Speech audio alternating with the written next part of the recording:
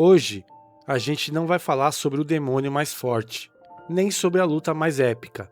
A gente vai falar sobre o que acontece quando você perde algo que definia quem você era. Porque tem gente que perde tudo e vira amargura.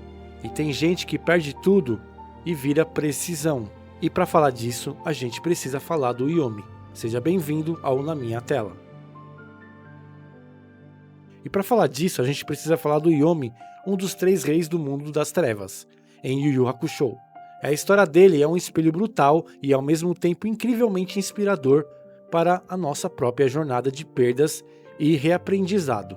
Muitos veem Yomi apenas como um vilão poderoso, um obstáculo final, mas se olharmos com atenção, ele é a personificação de uma das lições mais difíceis da vida: como se reerguer quando a sua identidade mais fundamental é roubada de você.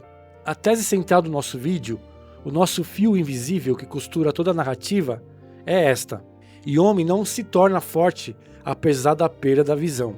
Ele se torna forte porque aceita o limite que ela impõe. Não é sobre acumular poder, é sobre a reconfiguração silenciosa, metódica e dolorosa do seu modo de existir.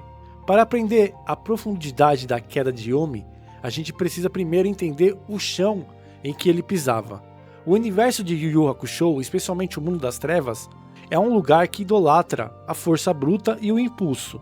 Aqui a vida é uma competição, levada ao extremo. Demônios que crescem pela violência, pela fome, pelo apetite insaciável por poder.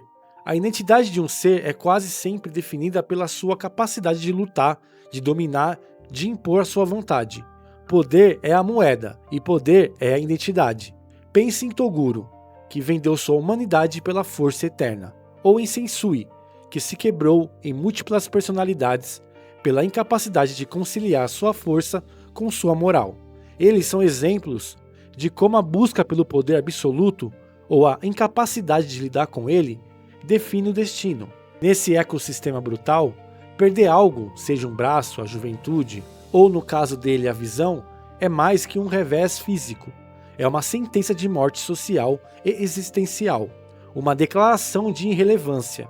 É o fim da linha para quem só sabe existir no topo da cadeia alimentar. A fraqueza não é tolerada, é eliminada. É como um leão com a perna quebrada ou um leão cego na floresta. Quem era Yomi antes de tudo desmoronar? Ele era um jovem prodígio, um demônio de elite, com uma ambição que queimava mais forte que qualquer fogo. Ele não era apenas talentoso, ele era o parceiro de crime e a competição direta de Kurama, o gênio tático. O Yomi pré-queda era um ser que confiava cegamente, ironicamente, nos seus sentidos. Sua força era baseada em algo tangível: seu talento bruto, sua visão estratégica, sua capacidade de ver e calcular cada movimento. Ele era o arquiteto do seu próprio poder, e a sua arrogância vinha dessa certeza visual e intelectual. A rivalidade com Kurama é a chave aqui. Era uma competição de talentos visíveis, de quem era mais rápido, mais esperto, mais capaz de enxergar o futuro. O que foi perdido não foi só um sentido, foi o modo de existir. Um ser que se via como invencível, cuja identidade estava intrinsecamente ligada à sua percepção do mundo. Ele era o mestre da visão, e a visão era o seu trono. E então o golpe, a traição de Kurama, a escuridão. Para Yomi não é só ficar cego. É a perda do seu instrumento de trabalho, do seu modo de existir. É como se o chão estivesse sumido, e com ele todas as coordenadas que o guiava.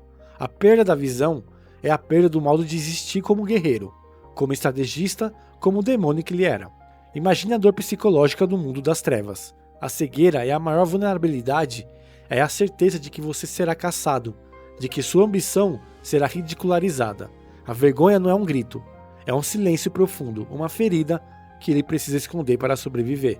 É o medo de se tornar irrelevante, de ser esquecido, de ser visto como fraco por aqueles que ele desprezava. A frase-chave aqui é mais do que uma constatação, é um diagnóstico existencial. Quando Yomi perde a visão, ele perde quem ele era. Ele não perde só a luz, ele perde a sua própria definição. A ideia que ele tinha de si mesmo construída sobre a capacidade de ver. O Yomi que conhecemos é um fantasma do Yomi que existiu. E aqui está o ponto de virada filosófico. A grande diferença de Yomi para a maioria dos personagens de Shonen que enfrentam a dor. Ele não explode em fúria destrutiva. Ele não busca uma vingança imediata. Ele não se transforma em um monstro descontrolado. Ele se retira. E isso muda tudo. O silêncio de Yomi não é passividade. É um espaço de trabalho, uma disciplina emocional. Ele transforma a escuridão em um laboratório. Enquanto outros personagens usam a dor como combustível para o impulso, Yomi a usa como catalisador para a introspecção. Ele é forçado a parar de olhar para fora e começar a olhar para dentro. Ele aprende a ouvir o que antes ignorava, a sentir o fluxo de energia, com uma precisão que a visão jamais permitiria. Ele desenvolve novas orelhas, uma adaptação física que é a metáfora perfeita para a adaptação mental. Ele está, literalmente, reconfigurando seu sistema operacional. Ele está aprendendo a calcular o mundo, não pelo que vê, mas pelo que sente e ouve. É um processo lento, metódico, que exige uma paciência que a maioria dos demônios jamais teria. O silêncio se torna a sua maior arma. O novo Yomi não vence pela força bruta descontrolada. Ele vence pela estratégia, pelo autocontrole absoluto. A limitação física forçou a sua mente a se expandir. Ele se tornou um mestre de economia de energia. Cada movimento, cada palavra, cada decisão é calculada para ter o máximo de impacto com o mínimo de desperdício. O poder de Yomi não está na qualidade de Ki que ele possui, mas na sua capacidade de controlar esse Ki com uma precisão microscópica. Ele é o demônio que não reage, mas que age com precisão cirúrgica. Ele transformou sua maior fraqueza em sua maior força, a necessidade de ser impecável. E isso se conecta diretamente com a nossa vida adulta. A maturidade, a verdadeira força interior, não é a ausência de dor, é a convivência inteligente com ela. É entender que a dor não é um obstáculo a ser superado e esquecido, mas como uma nova condição a ser integrada. O poder de Yomi está na sua capacidade de aceitar a nova regra do jogo, e a partir dela criar um jogo totalmente novo, onde ele é o único mestre. O contraste filosófico com Raizen é o que eleva a saga dos Três Reis de Yu Yu Hakusho a um patamar de debate existencial. Raizen representa o impulso, a fome, o excesso, a força bruta que se recusa a ser contida. Ele é a natureza selvagem, o potencial ilimitado, mas também o sacrifício em nome de um ideal, o amor. Ele é o poder que se nega a ser regulado. Yomi, por outro lado, representa o limite e a escolha. Ele é a civilidade, a mente que se impõe sobre o instinto. Ele é o poder que foi forçado a se regular. Nenhum dos dois está certo ou errado. Eles só escolhem caminhos diferentes para lidar com a dor. Eles são dois caminhos possíveis depois da dor. Raizen se entrega ao excesso e à paixão. Yomi, à disciplina e à razão. Yomi escolhe construir um império sobre a fundação da sua própria falha, enquanto Raizen escolhe a inanição em nome de uma promessa. Yomi é a realização através da restrição. Raizen é o potencial ilimitado que se auto-sabotou. E é por isso que Yomi transcende a dualidade simplista de vilão ou herói. Ele é um pragmatista, um rei. Ele não busca ser amado ou perdoado. Ele busca estabilidade e existência íntegra. Ele não tem a necessidade de redenção de um Sensui, nem a busca por um propósito maior de um Yusuke. Seu propósito é a ordem e a continuidade do seu reino. Ele fará o que for necessário para isso. Ele não precisa provar nada para ninguém, apenas para si mesmo, que ele pode ser poderoso mesmo sem a luz, em busca por integridade. Existir de forma completa dentro da sua nova condição, e não por aprovação, e é o que diferencia de quase todos os outros personagens. Ele é o demônio que aceitou a sua imperfeição, e a transformou em um novo tipo de perfeição. O que Yomi nos ensina, fora das telas dos anime, é uma lição de vida que ressoa profundamente com a experiência humana, que nem toda ruptura vira tragédia, algumas viram um recomeço silencioso. A vida muitas vezes nos cega para o caminho que pensávamos ser o nosso.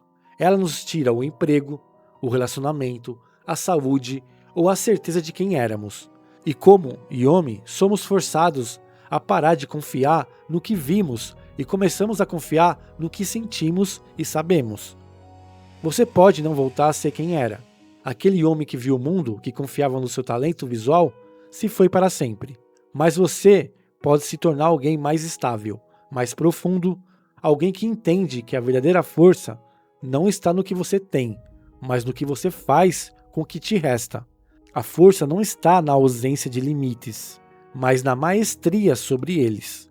A história de Yomi é um lembrete poderoso de que a reconstrução da identidade começa no momento em que a gente para de lutar contra a perda e começa a aceitá-la como parte da nossa fundação. A escuridão não é o fim, é o campo de treinamento onde a verdadeira força é forjada. Yomi não venceu a escuridão, ele aprendeu a andar dentro dela. Mas isso foi o que eu vi na minha tela, e você o que viu na sua. O que você acha? Qual foi a sua maior perda que se transformou no seu maior recomeço silencioso? Você concorda que a força de Yomi vem da aceitação dos limites? E se esse vídeo te pegou em algum lugar, comenta aqui embaixo. E se você quiser mais análises desse tipo, você já sabe, se inscreve e fica por perto. A gente se vê na próxima tela.